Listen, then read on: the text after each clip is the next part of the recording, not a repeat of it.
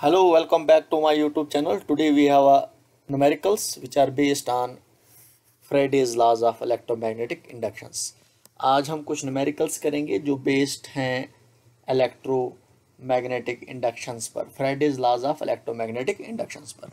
तो देखिए हमारा पहला numerical है जो आपके स्क्रीन पर है। Magnetic flux through a coil perpendicular to its plane and directed into a paper is varying according to a relation phi is equal to 5t square plus 10t plus 5 milliweber. Calculate induced EMF in the loop at time that is t आपके पास क्या है time that is equal to 5 second. तो देखिए इसमें हमारे पास जो है वो क्या क्या दिया हुआ है। एक तो आपके पास मैग्नेटिक फ्लक्स दिया हुआ है, जब हम सॉल्यूशन पर जाएंगे हम तो एक हमारे पास मैग्नेटिक फ्लक्स दिया हुआ है, वो इक्वेशंस की फॉर्म में है, that is 5t square plus 10t plus 5 that is milliweber. Milliweber में ये आपके पास दिया हुआ है मैग्नेटिक फ्लक्स। इसके बाद आपको जो दिया हुआ है वो क्या आपको यहाँ पर रिलेशन में दिया हुआ है, वो आपके पास टाइम दिया हुआ है। टाइम कितना है आपके पास, that is 5 second.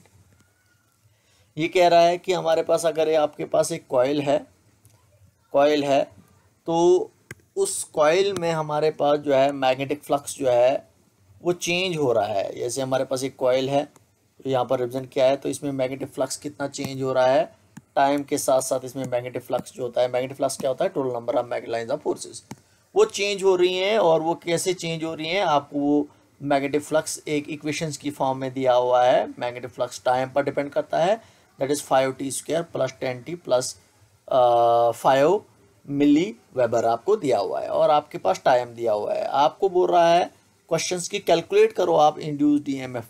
Induced EMF को कैलकुलेट करो जो हमारे पास इस लूप में ईएमएफ प्रोड्यूस होगा। तो Faraday's laws of electromagnetic inductions को पहले आप पढ़ें, उसके बाद आपको ये न्यूमेरिकल अच्छे तरीके से समझ में आ जाएगा। ये कह रहा है कि आपको पता है ईएमएफ कैसे प्रोड्यूस होता है, जब भी हम एक कॉइल में मैग्नेटिक फ्लक्स को चेंज करते हैं। मैग्नेटिक फ्लक्स क्या होता है, total number of magnetic lines of forces. उसको अगर हम चेंज करते हैं एक कॉइल में तो हमारे पास कॉइल में ईएमएफ प्रोड्यूस हो जाता है। समझे आप, कॉइल में ईएमएफ जो है वो प्रोड्यूस हो जाता है। तो वही ईएमएफ आपने कैलकुलेट करना है। तो देखिए यहाँ पर हम क्या करेंगे, वी नो दैट, आपको पता है हम फ्राइडेज सेकंड लॉ को यूज़ करेंगे। फ्राइडेज सेकंड लॉ कहता है कि इंड्यूस्ड ईएमएफ जो होता है वो rate of change of magnetic flux के इक्वल होता है, दैट इज़ माइनस d∅/dt के इक्वल होता है। तो यहाँ पर आपको पता है माइनस d/dt, ये तो ऐसे ही हमारे पास है। फाई आपको दिया हुआ है, फाई आपका मैग्नेटिक फ्लक्स है, ये आपको दिया हुआ है, that is 5t square plus 10t plus 5। तो ये आपके पास जो है मैग्नेटिक फ्लक्स जो है आपको दिया हुआ है। इसका मतलब मैग्नेटिक फ्लक्स को आपको डिफ्रेंशिएट करना पड़ेगा विद रिस्पेक्ट टू टाइम। तो यहाँ पर आपको डिफ्रेंशिएशन करनी पड़ेगी। तो डिफ्रेंशिएशन जब हम करेंगे तो ये डिफ्रेंशिएशन 5t स्क्वायर पर भी है, d/dt of 5t square plus बीच में है तो d/dt of 10t plus d/dt of 5। तो इसका मतलब हमारे पास जो है यहाँ पर हम हर एक टर्म्स को डिफ्रेंशिएट करेंगे विद रिस्पेक्ट टू टाइम। तो इंड्यूस्ड ईएमएफ आपके पास क्या आ जाएगा, यहाँ पर देखिए हमारे पास ये माइनस यहीं पर है। 5t स्क्वायर की डिफ्रेंशिएशन क्या होगी, यहाँ पर देखिए ये t स्क्वायर की डिफ्रेंशिएशन करनी है हमने विद रिस्पेक्ट टू टाइम। इसका मतलब ये किस फॉर्म में है, d/dx of x raise power n की फॉर्म में है। तो ये इसकी डिफ्रेंशिएशन क्या होती है, n(x) n-1 होती है। तो यहाँ पर देखिए ये t रेज पावर n है, t रेज पावर n है, तो इसकी 5 तो यहीं पर रहेगा। तो t स्क्वायर की डिफ्रेंशिएशन क्या होगी, दैट इज़ 2t 2-1 होगी। तो इसका मतलब n(x) n-1, यहाँ पर x की जगह पर आपका t है, प्लस अब देखिए 10 बाहर निकलेगा और t की डिफ्रेंशिएशन क्या होगी, 1। t की डिफ्रेंशिएशन क्या होगी with respect to time, that is 1 होगी। तो आपके पास सिर्फ यहाँ पर t ही बचेगा। इसके बाद कांस्टेंट है, 5 कांस्टेंट है, तो इसकी डिफ्रेंशिएशन क्या होती है, कांस्टेंट की डिफ्रेंशिएशन क्या होती है, वो 0 होती है। तो आपके पास क्या आ जाएगा, induced EMF is equal to minus यहीं पर है 5 2 10 10 t 2-1 होता है 1 प्लस आगे आपके पास है 10। तो ये ईएमएफ आ गया। ये कह रहा है कि आपने ईएमएफ जो कैलकुलेट करना है, ईएमएफ जो हमने कैलकुलेट करना है, वो ईएमएफ हमने कैलकुलेट करना है एट जो टाइम दिया हुआ है एट टाइम 5 सेकेंड्स। तो 5 सेकेंड्स आपका यहाँ पर टी जो है वो दिया हुआ है। तो इसका मतलब यहाँ पर जब इंड्यूस्ड ईएमएफ हम कैलकुलेट करेंगे तो माइनस यहीं पर है और 10 भी यहीं पर है, और टी की जगह पर हम टी की वैल्यू को पुट करेंगे, कितना है 5 है प्लस 10। तो ये आपके पास क्या आ रहा है, विच एम्प्लाइज ये आपके पास ईएमएफ जो आपके पास आ रहा है ई इज इक्वल टू, यहाँ पर माइनस तो यहीं पर है, 5 10 ज़ार होता है 50, 50 और 10 हो गया कितना 60, तो माइनस 60 आपके पास वोल्ट ईएमएफ आ रहा है। लेकिन ये आपके पास मिली वेबर में था, इसका मतलब मिली वोल्ट में अभी ये हमारे पास है क्या है ईएमएफ, तो मिली वेबर में, इसका मतलब ईएमएफ जो आपके पास आ रहा है मिली वोल्ट में आ रहा है। तो इसको हम वोल्ट में कन्वर्ट करेंगे तो -60 इंटू 10⁻³ वोल्ट। इसका मतलब ईएमएफ जो अब हमारे पास जो है ये अब कन्वर्ट हो गया किस में, वोल्ट में कन्वर्ट हुआ। तो इसका मतलब अगर मैंने 60 मिली वोल्ट को कन्वर्ट करना होगा किस में, वोल्ट में, तो 60 को मैं 10⁻³ के साथ मल्टीपल करूंगा मैं। तो ये आपके पास जो है न्यूमेरिकल जो है पहला न्यूमेरिकल हमने किया, जो हमें क्या दिया हुआ था, आपको मैग्नेटिक फ्लक्स दिया हुआ था, और मैग्नेटिक फ्लक्स जो था वो इक्वेशंस की फॉर्म में दिया हुआ था, और आपने ईएमएफ निकालना था कि कॉइल में एक लूप में कितना ईएमएफ प्रोड्यूस हो रहा है। तो इसका मतलब मैग्नेटिक फ्लक्स आपको दिया हुआ था कितना मैग्नेटिक फ्लक्स चेंज हो रहा है, और इसमें टाइम भी दिया हुआ है कि आप 5 सेकेंड्स में देखो कि 5 सेकेंड्स में एट 5th सेकेंड्स में हमारे पास जो है वो कितना ईएमएफ प्रोड्यूस हुआ। तो पहले सिंपल में आपने ईएमएफ जो होता है, इंड्यूस्ड ईएमएफ जो होता है वो rate of change of magnetic flux के इक्वल होता है, d∅/dt के इक्वल होता है। फाई की जगह पर हम फाई की वैल्यू को पुट करेंगे जो इक्वेशंस की फॉर्म में है। तो फिर हमने इसको डिफरेंशिएट किया, आपके पास जो ईएमएफ जो आया वो 10t + 10 के इक्वल आया। इसके बाद आपको टाइम दिया हुआ है, टाइम मैंने पुट किया, टाइम कितना है आपके पास 5 है, आपके पास ईएमएफ जो आया वो 60 वोल्ट का -60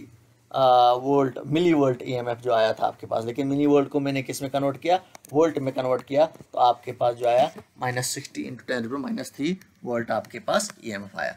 तो ये आपके पास पहला न्यूमेरिकल था। अब देखिए हमारे पास दूसरा न्यूमेरिकल जो है, जो भी आपके पास स्क्रीन पर है, यहाँ पर मैं लिखा है मैंने, a coil of resistance 400 ohm is placed in अ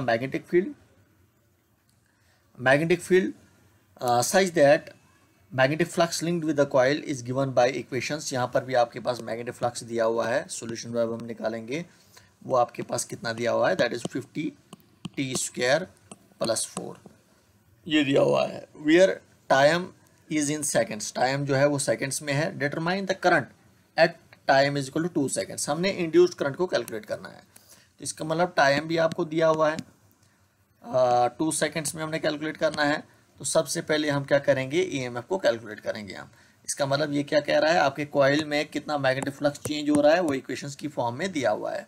तो according to Faraday's second law, induced EMF जो होता है वो rate of change of magnetic flux के इक्वल होता है, d∅/dt के इक्वल होता है। तो यहाँ पर माइनस यहीं पर है, d/dt, फाई आपको दिया हुआ है कितना है 50t² + 4।